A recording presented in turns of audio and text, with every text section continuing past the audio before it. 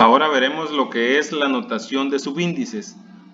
Antes de introducir en la lectura, voy a explicar para qué sirve la notación de subíndices. En el video anterior les explicaba de que estos elementos, por ejemplo, ese número 2 es una entrada, el -3 es una entrada, el 7 es una entrada y así sucesivamente. Ahora, para una matriz mucho más grande que esta, es importante saber la posición exacta, como en un radar, de qué número estamos hablando. No decir, imagínense una matriz mucho más grande, el -4, y ahí el -4 se repite 2 veces. Entonces, eso como que causa confusión, ¿verdad? O dale para la derecha, para la izquierda, por dónde está, señalame, cosas así, ¿verdad? Entonces, para evitar en matemática esa relatividad, esa incertidumbre, por llamarlo así, entonces vamos a colocarle a cada entrada un nombre y una posición. Muy bien, entonces para eso nos va a servir. Ya no vamos a decir para la derecha, el que está en la primera fila, y solo vamos a darle un nombre específico. Ahora, dice que con frecuencia conviene utilizar esa notación de dobles índices, ¿verdad? Donde el primer índice nos va a hablar, ¿verdad? Aquí lo voy a marcar, el renglón, y el segundo índice nos va a hablar de la columna. El primer índice lo vamos a llamar I y el segundo J. Entonces, la forma en la que lo vamos a estar trabajando sería AIJ. Ahora, esta matriz es pequeña, pero con matrices más grandes, identificar esas posiciones sin la notación de subíndice costaría.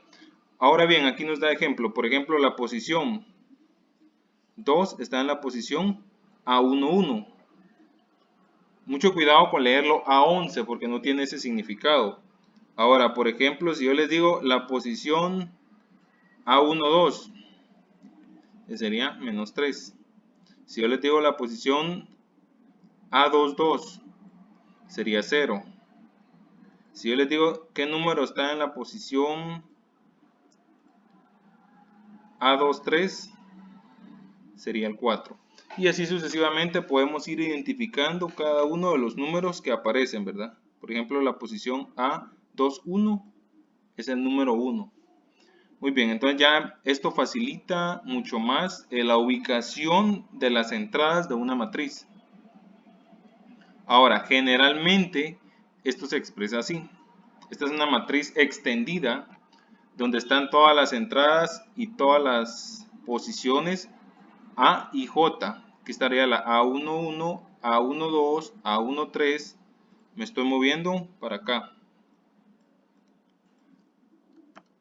Mi primera entrada, por ejemplo, si yo digo las posiciones A1, J, me estoy haciendo referencia a esta fila. El 1 significa primera fila y J, todas esas variaciones, desde 1, 2, 3, 4. ¿sí? Entonces, la posición A1J es la columna 1 con todos los elementos que llamaremos J.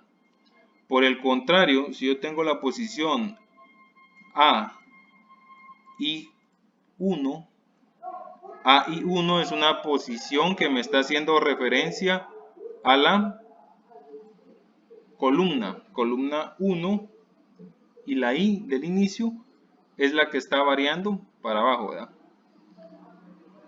Muy bien, igual si yo les dijera la posición A y 3, voy a estar hablando de estrictamente la columna 3. Entonces, también la posición A y J nos sirve para identificar una entrada o una columna y una fila y saber con claridad a qué se le está haciendo referencia. Entonces, ya sabiendo esta parte, voy a marcar la diferencia. Alguien puede decir que hay algo aquí un poco confuso. Está la posición A y J, que es diferente a la nomenclatura M por N. Son dos elementos que que tienen relación, pero que son bastante diferentes al mismo tiempo. La posición IJ, lo que me está haciendo referencia es dónde está ubicado o dónde está ubicada una entrada dentro de la matriz, mientras que MN me dice el tamaño de la matriz. Entonces son dos cosas diferentes, ¿verdad? AIJ solo va a variar dentro del rango MN, y por eso vemos aquí que, como les digo, va a variar en el rango MN. Quiere decir que AIJ solo va a llegar hasta AMN. Me explico. Como el tamaño de la matriz es M para acá y N para acá,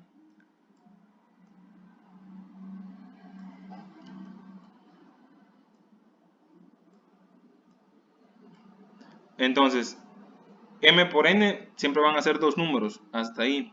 Y me dice el tamaño. Ahora, si yo sé que puedo variar entre 1 y 10, ese sería mi AIJ. Y de 1 a 10, el 10 final sería el tamaño de mi matriz. Imagínense que son cuadras, ¿eh? Entonces el municipio tiene M cuadras, pero usted puede identificar las cuadras por aparte. Pero las cuadras de un municipio quedan enmarcadas dentro de la posición M. Muy bien, pueden regresar el video y revisar esa parte que sí es interesante que sepan para que no la confundan a la hora de la evaluación. Bueno, esto es lo que tenemos que saber sobre la notación o la nomenclatura de subíndices. Ahora vamos a ver la igualdad de matrices. Se dice que dos matrices A y B son iguales si cumplen dos condiciones. La primera condición, si son del mismo tamaño, ¿verdad? Y cuando me refiero a tamaño, me refiero M por N. Y segundo, si sus elementos correspondientes son iguales. Yo le voy a agregar una palabra más, son exactamente iguales. Creo que estoy exagerando con eso porque ya el término igual hace referencia a lo que yo quiero expresar. Por ejemplo, aquí tenemos una matriz de 2